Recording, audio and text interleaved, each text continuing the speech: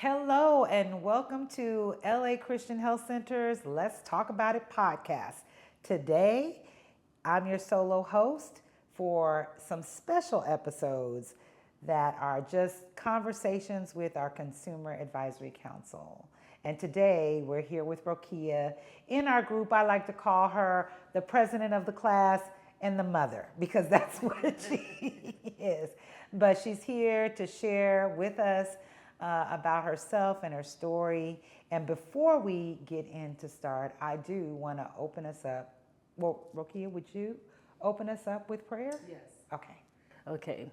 Thank God for bringing us here today. Thank you for your love and your support. Thank you for your understanding. Thank you for just the opportunity and a chance for you to just allow me to be back in your presence.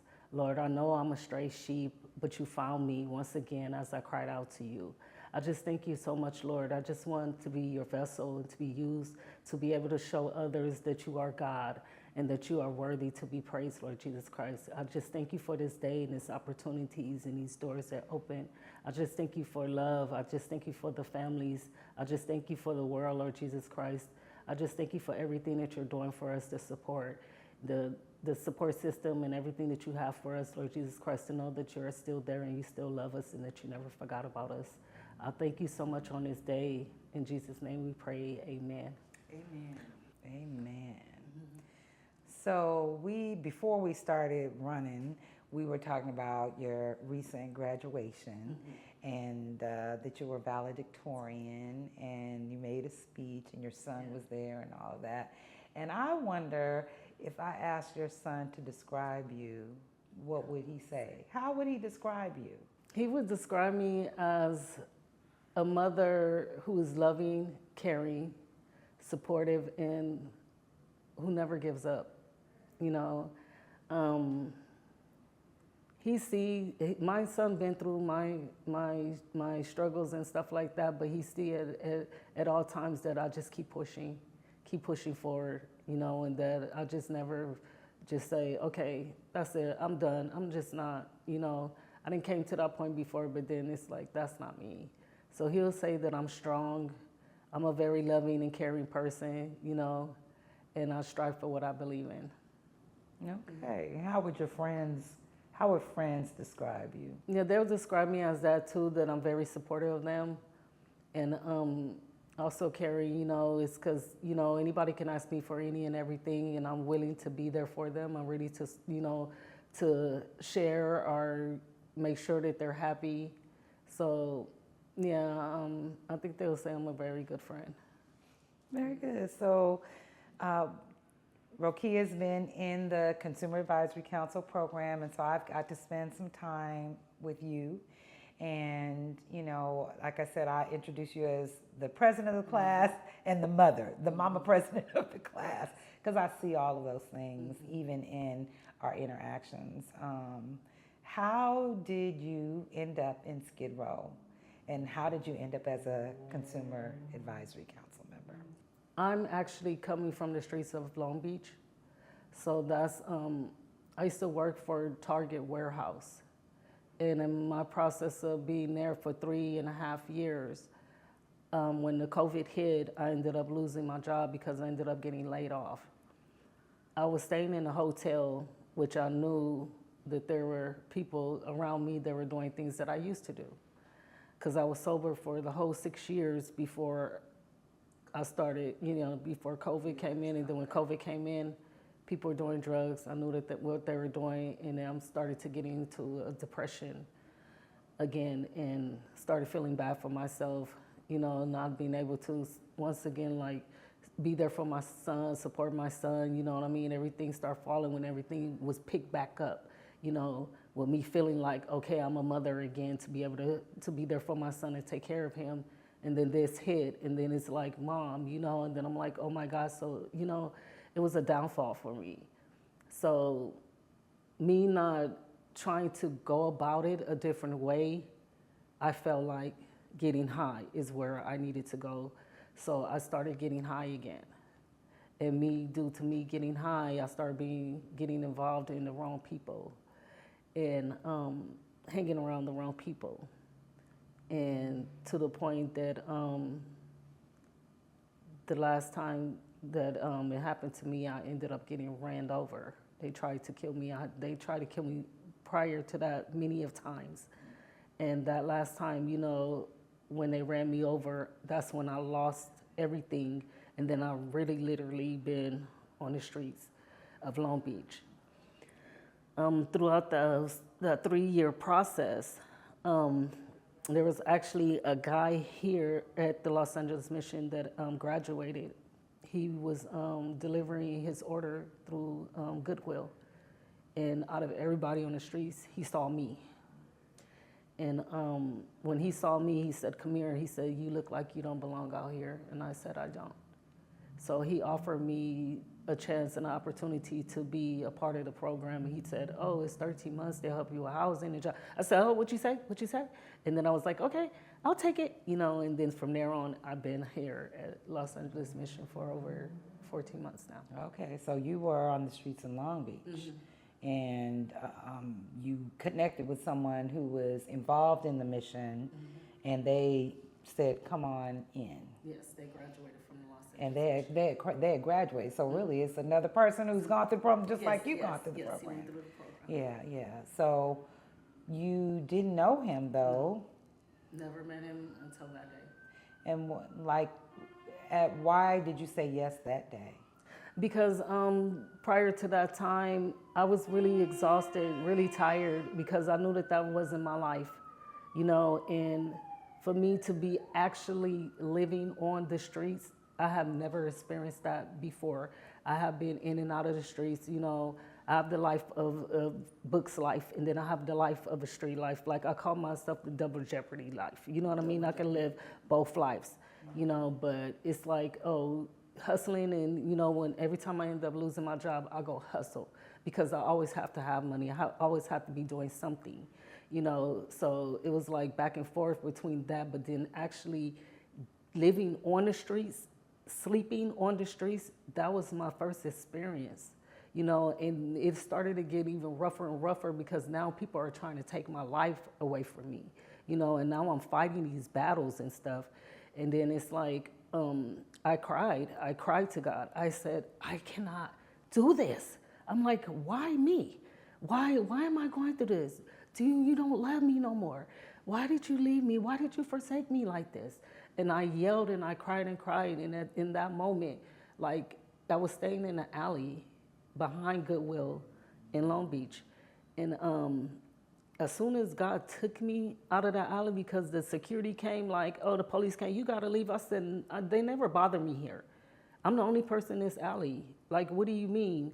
You know what I mean? And one of the girls ended up burning some clothes right there. And then I was just like, what is going on? Something's always happening. You know, I just can't be at peace.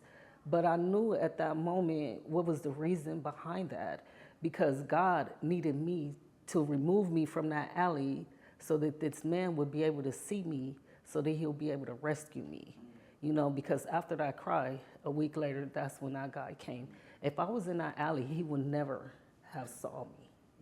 So God needed to do something to remove me, so those things happened for a reason, to put me back in view, so that he'll be able to see me and rescue me. So what was it like starting out at the mission? What was that like for you?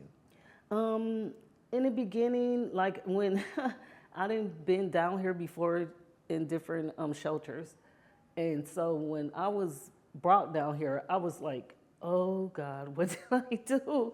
I was like, "I am coming down here." I was like, "Oh no," It has changed. It's changed, Yes.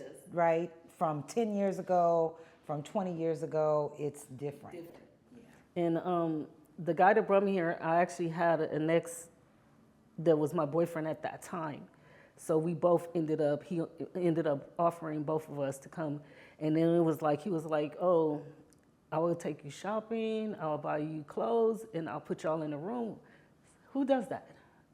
I was like, nobody comes around and just do, you know, help people out like that. I said, the honest truth, I would. I'll be like, "You want me, you know, this is something I'll do." I was like, you know, I always said to myself, like, "God, there's nobody like me. If it is, there's just a few of us, but we're all there because, down, in the process of my life, I just never have seen it.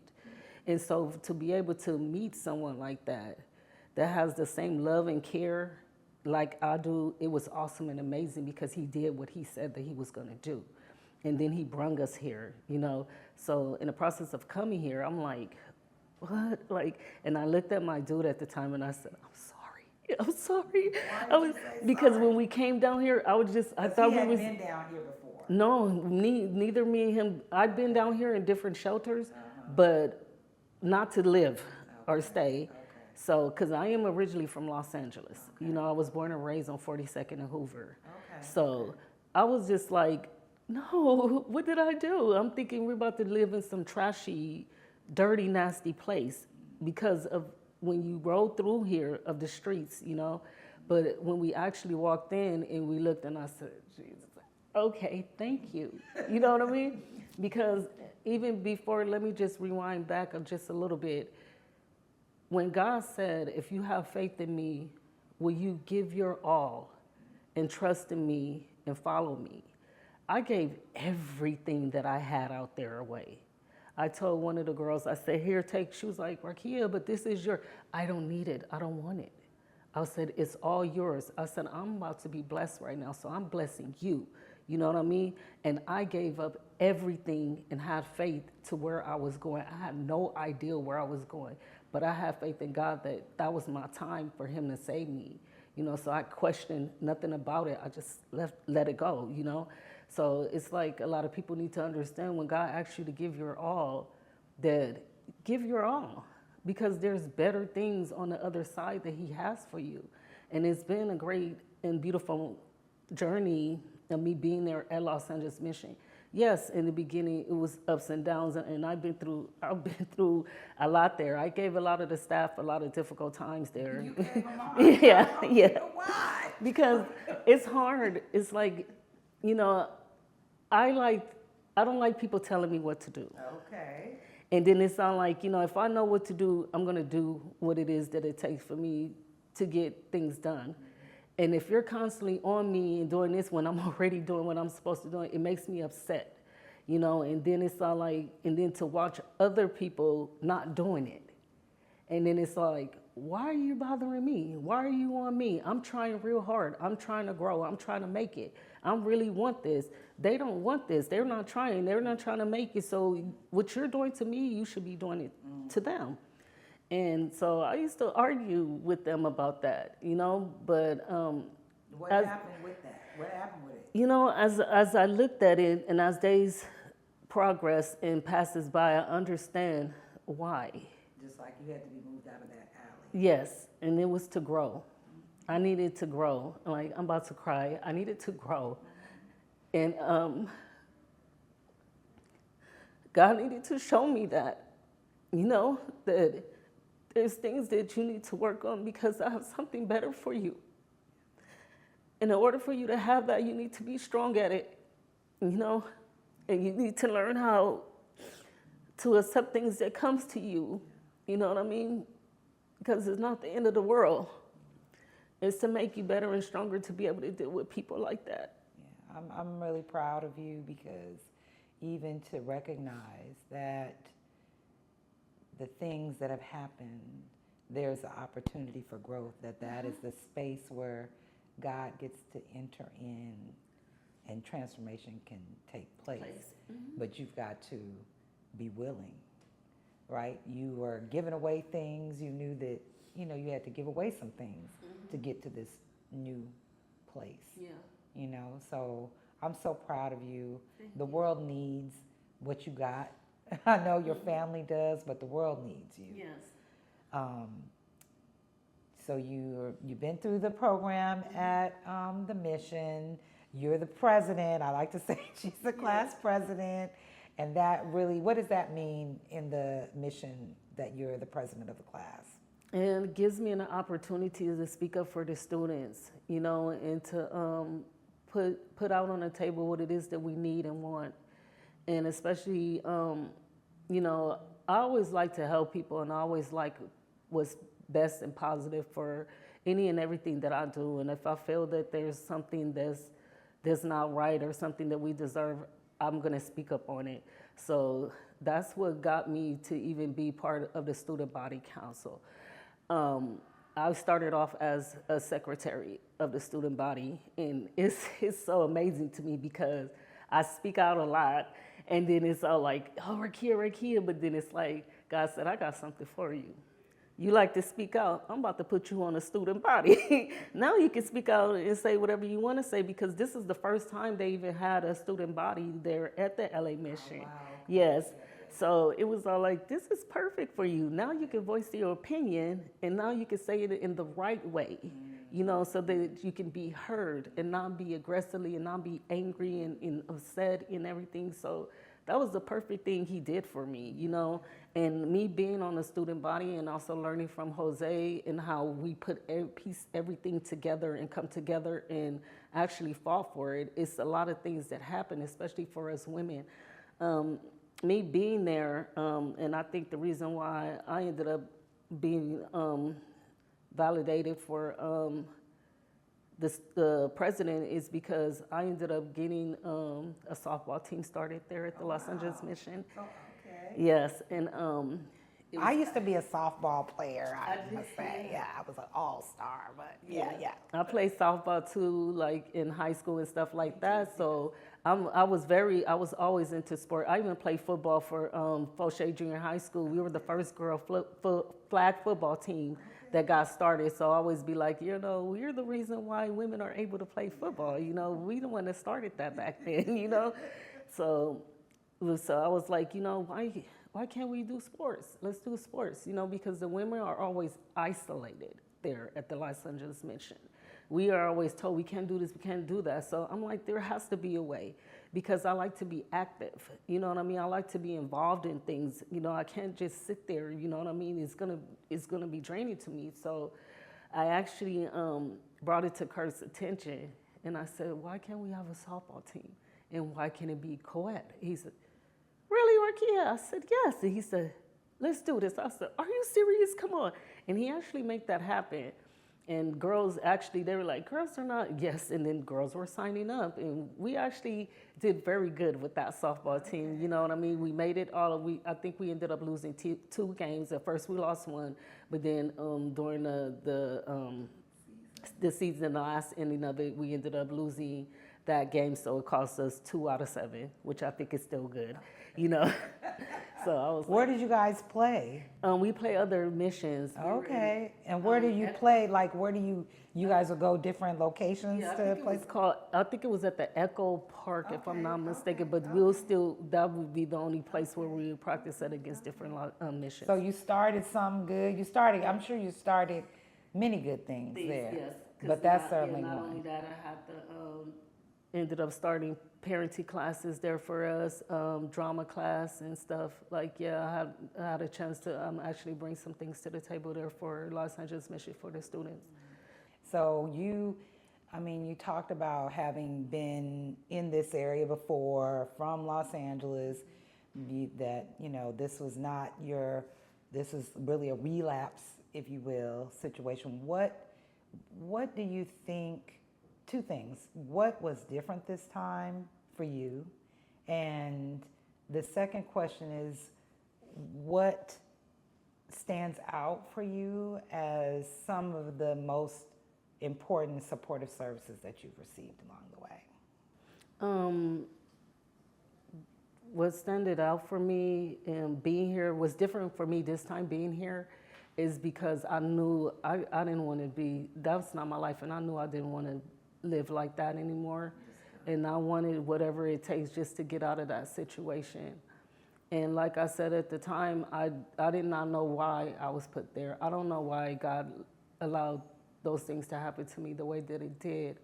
But me being here at the Los Angeles Mission, it opened my eyes to the reasons and the purpose of why God had me there.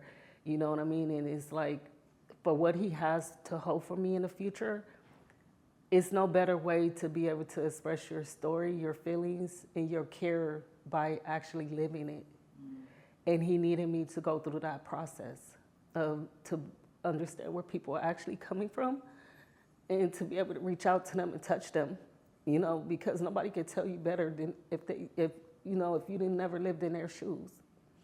And somebody that has, and that truly cares and really loves you, you're gonna feel that person, and you really gonna understand, okay, there are some out here that we really do care, really do want the best for you, so that's what, and then it's like,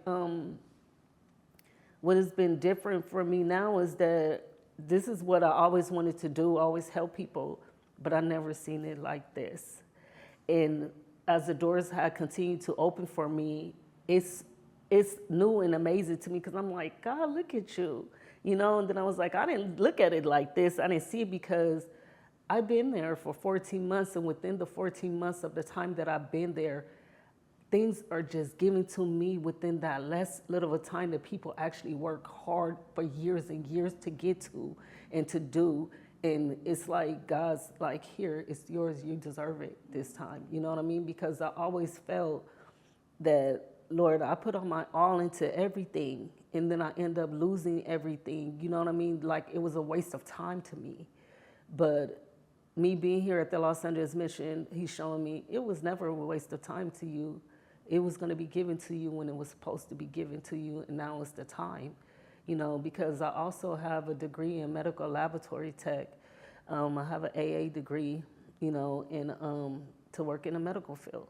Yeah, and then I was all like, God, I went to school all this time, and I'm not even working. It was a waste. Why did I waste my time? And then he showed me, you never waste your time. And then I look at it as, if I would have gave you that job and had you working, and you ended up relapsing and doing what you're doing, your license probably would have been taken away from you.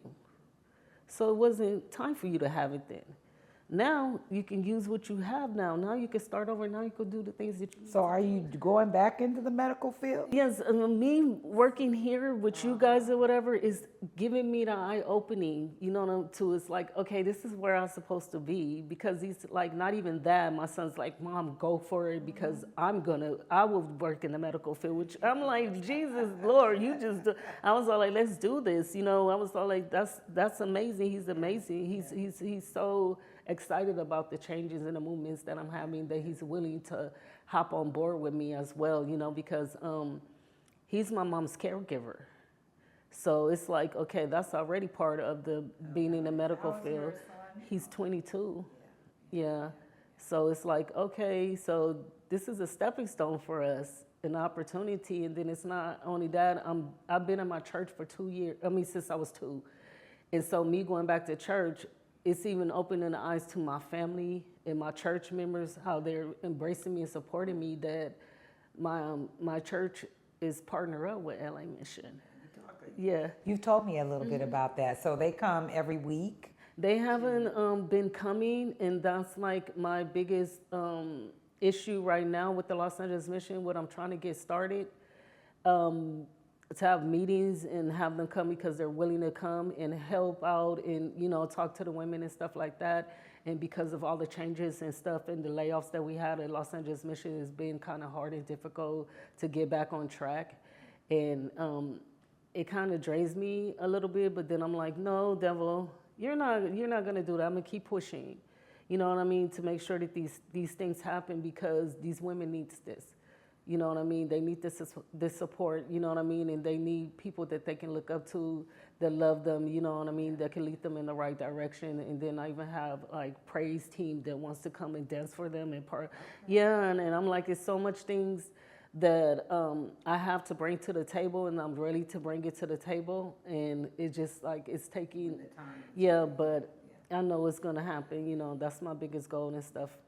Okay, so this is the first, so I know you were appointed president, and so now you've kind of been in that role for a couple of months. Yes.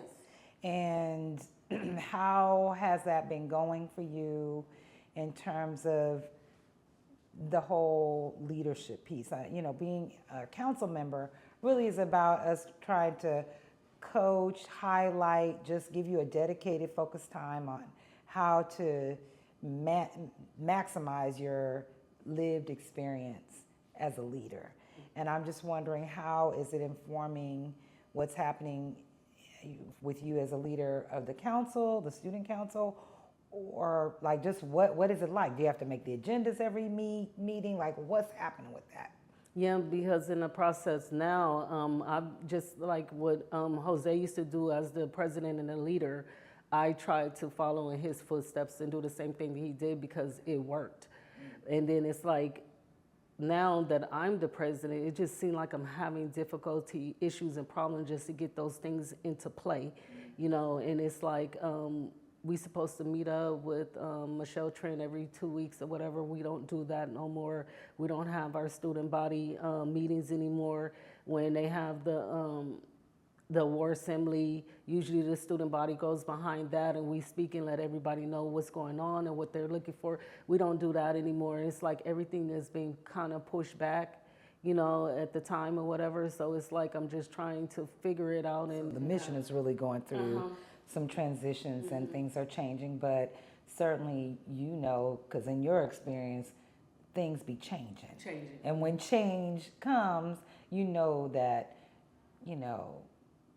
good things can come from that. You may not see it, right? But as long as you're steady on what you aiming to tap in, you should be good. Yeah. So the medical thing, is it medical assistant? What are you trying to do in the medical area? Because we need people. I'm just curious. I'm working in the laboratory, Okay, so like testing the blood and stuff like that. So phlebotomist. Okay. Oh, phlebotomist. So you could take the blood. So you could just. Oh, okay. Okay, that's good. That's good. I don't know if we have a phlebotomist. I think our MAs, everybody has to. Well, I don't know who takes blood here. Yeah. So anyway, that's a side. I was like, okay, just keep it up with that. So what is, besides, reuniting with your son and your family and getting back home, what is your kind of view of kind of how what is your greatest hope and your greatest expectation for what's coming next for you? My greatest thing, what I really want to do at the moment in time is I do want to go back to school because I really do want to be in ministry. I really do want to be evangelist. I want to be able to go out and spread the word and go to different places. And then it's like, I keep asking God, where did He wants me to go with this? And He's leading me. I used to have issue with dealing with women because it's like we can't deal with each other. We can't just follow each other, understand each other. It's always bickering and stuff like that. But God kept putting on my mind with women. I'm like, Lord, why women? I was like, this coming. He's like, no, women. You need to reach out to the women. And I was like, okay, I see what you're saying now. And He said, read about the books of the women. You know what I mean? The women in the Bible, because they don't speak about the women in the Bible. And I was all like, and maybe that's our biggest issues as women, is that we don't know too much about the women's struggles in the Bible and how it can relate to us and what we're going through too as well. And maybe, if it being talked about more, then maybe we can relate to it and maybe things will change. Because I think we all have lost ourselves as women, you know what I mean? And we need to get back to that. Well, tell me about that. Because, I think that your life experience, you've had to discover yourself. What do you think is one of those big revelation lessons about you or about being a woman that you feel like more of us need to know and understand this? And how I'm feeling about that situation is that because I feel like more has been put on a woman than it was before. And it's like we, us women, are playing a role as a woman and a man. And we shouldn't, you know what I mean? And then it's like sometimes we have no choice, you know what I mean? And we have to do what we have to do to survive. And then it's like it gets to the point that where it starts to become confusing because it's like, okay, I got to do this, I got to do this, I got to do the woman's where, I got to do the man's where, I got to act like this, I got to do, and it's, it's a back and forth struggle situation that you're fighting and having with yourself, you know what I mean? Because it comes to a point when a woman wants to just be a woman, you know what I mean, and just do womanly things, you know what I mean? It's hard to be able to do those things when you have so much other stuff that you got to pick up and do, you know what I mean? Because you don't have that support, or you don't have that man there helping you out to help you meet those needs, you know? So it's like, if a lot of us, I feel if a lot of us women see each and one of us struggles and just support one another, then it'll be much easier and a different task for us to take on, you know, because then we'll see our worth, you know, we'll see what you know, that just see, you know, what's important to us, and what are the things that we really just need to focus on, instead of getting mixed up in all the other stuff about, oh, this, I need to do this, because 9 times out of 10, we really don't. You know what I mean? If we have that support system, some people will pick up that slack where you're slacking at, just to make sure you get things done for yourself. Now, are you a patient at LA Christian? Yes. And so what is has your interaction as a patient, what's that been like for you? It's been good for me, and the main thing that I can say is I do therapy too, but the therapy thing has kind of went downhill too, you know, due to the LA missions, you know, like layoff or whatever. But my therapist, like, she's the reason why really I am who I am as today, you know what I mean? Because she has been a wonderful person to me. She has opened my eyes to a lot of things that I didn't want to open up to, and a lot of things I didn't want to see. Like, I have a big issue with looking in the mirror at myself. I cannot look at myself in the mirror. I don't feel beautiful. I don't feel loved. I don't feel wanted. I don't feel worthy. But at the time of me having my therapy session with her, she brought all of that out of me.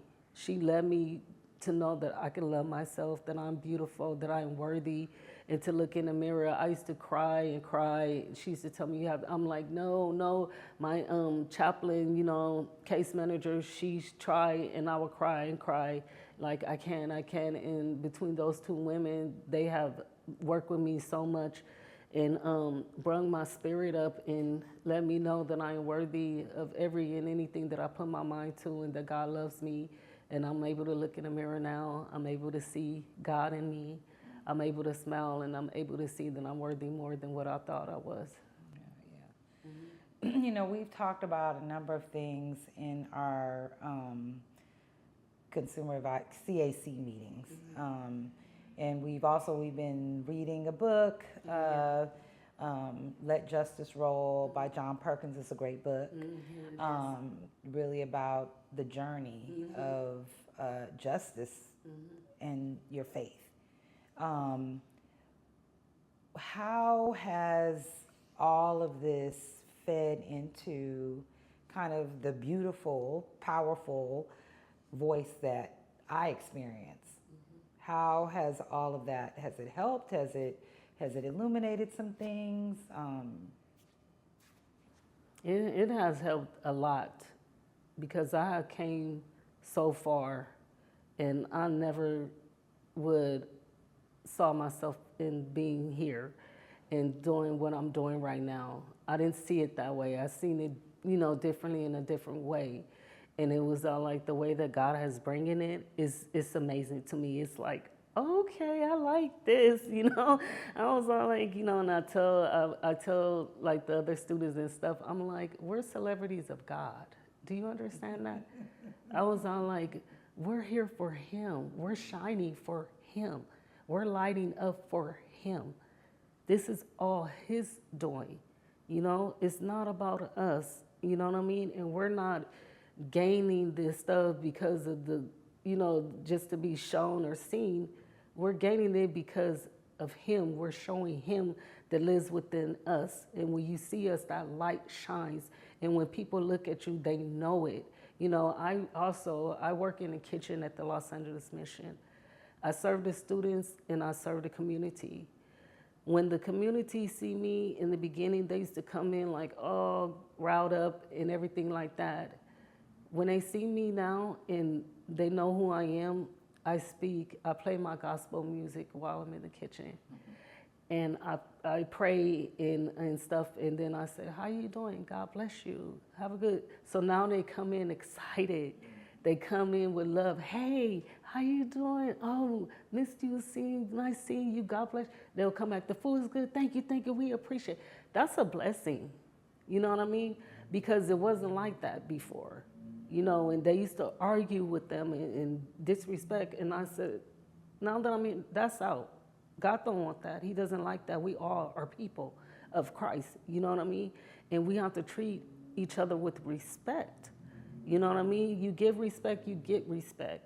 So it's like being there, and being able to step in where it's falling short for God. It's been amazing to me being at this place, because now I know my purpose and I know my reasons of me being where I'm at and why he put me there. And to say too, my pastor used to be here on Skid Row too. He's from the Union Mission. So, and a couple other from my church, they were down here on Skid Row too. So they've been down here. So I said, God, I see what you're doing. You're sending me in the same direction that you already send the rest of the saints to, you know what I mean? So then we can all come together as one when we do decide to do these, the things for the people, for the community, that I will already be on board and know what to do because we all coming from the same place so we all can connect with each other, and I was like, that's awesome and amazing because you don't know what's coming next until it comes. And then when you find out that your journey, your process is connecting to that and you got that understanding, you like, wow, I didn't see that. I didn't see that coming. Now I understand why you did this and this and that. And that's why I didn't got to the point now that I'm more open to what it is that I need to do or let's do this, let's go. They know me. You're more open to people telling you what to do, maybe, Yes. because you said before when you first got there, nope. I don't like people to tell me what to do. No. And now I'm like, you want what? Let's go. They know me. I'm like, I'm everywhere there. Whenever they need me, whatever they need, I'm like, okay, here, I'm the first one. I'm here, let's go, let's do this. You know what I mean? Because it's an exciting journey. It's fun, you know what I mean? And especially when it deals with trying to help people and stuff like that, like that's the greatest feeling ever, because me being out there in the streets, I didn't get that help like that. I didn't know where to turn. I did not know how to get it, And me in the process of not knowing that, I felt lost. I felt like stuck. I felt I was never going to get out of this. But when this help come and then I came down here and seen like all these doors, like these opportunities for people to take showers, because I do the prayer walk too. I go out there, pray, I sing while we're doing the prayer walk. We give food, we give information. I talk to people. I actually, when I went out there, a couple of people that I talked to, they actually ended up coming to the Los Angeles Mission, and signing in as students. And even the student in some of the community that came in, me talking to them, they even signed in too and checked in into the Los Angeles Mission as well. Yeah, and they actually came, and some came from Los Angeles Mission, the other one came from La Cata, because we have 2 programs there.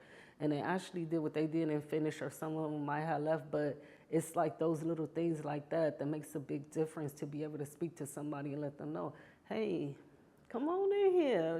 Look at you, always happy and smiling. Like, yeah, you can do the same thing too. Come on in here. And then it's all like when they do get in there, in the transformation that they have within themselves, I always let them know, oh, you got a haircut. I'll be like, you look good. They be like, oh, thank you, Rocky. I say, yes, you got to let people know, okay, you're beautiful, you're handsome, you know what I mean? I can see you, I can see the godly in you, you're gonna go a long way, because people need to hear that. And I tell people a lot of times, people grew up differently, you know what I mean? And even if they're not doing stuff the way that you want them to do it, maybe they don't know how. Maybe they don't know how to do it. Take some time out to find out, why is this person not doing that? Instead of bickering all the time, just take some time to talk to the person and know. Because 9 times out of 10, they probably never have. And when me, as a godly woman, I spend that time with in different individuals. That's why people draw to me so much, you know what I mean? Because I'm willing to take that time I have patience. I'm willing to have that patience and our time to make sure that you get what you want and you learn whatever it is that you need to learn.